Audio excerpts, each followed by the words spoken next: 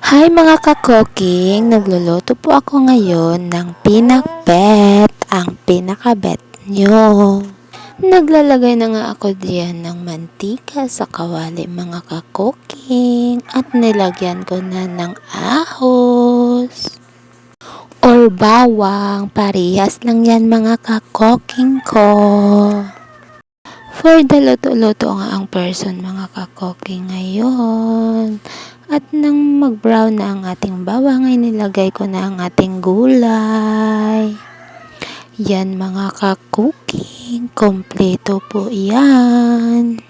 Sobrang sarap po yan ng pakbet mga kakoking at paborito ko kaya yan kasi kompleto na ang mga gulay na nasa sahog niya. Sino namang gulay lover dyan? Kaway-kaway!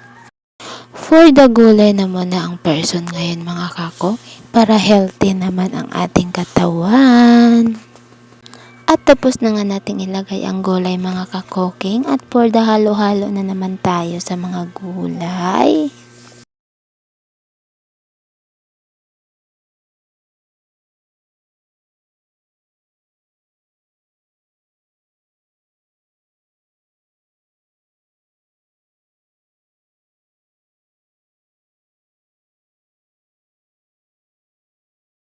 At yan mga kakoking, parang luto na ang ating gulay at for the halo-halo na naman tayo.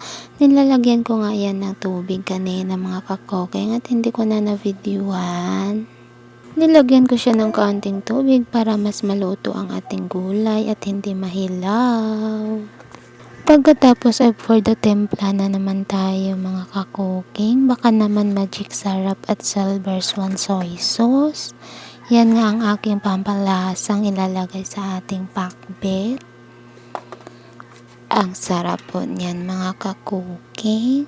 Nilagay ko na ang ating tuyo. At pagkatapos naman ay ilalagay na naman natin ang ating magic sarap mamaya pa talaga for the halo-halo pa naman ang person.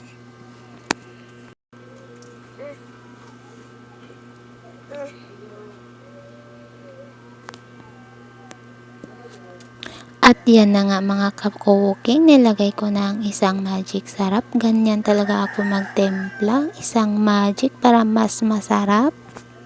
Mas masarap talaga mga kakuking kung may magic sarap ang ating niluluto. Kasi ni ma-magic niya ang sarap. Charla! At yan na mga kakuking, luto ng ating pakbet.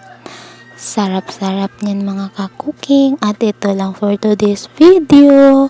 Salamat sa panonood and please subscribe my YouTube channel. Thank you po.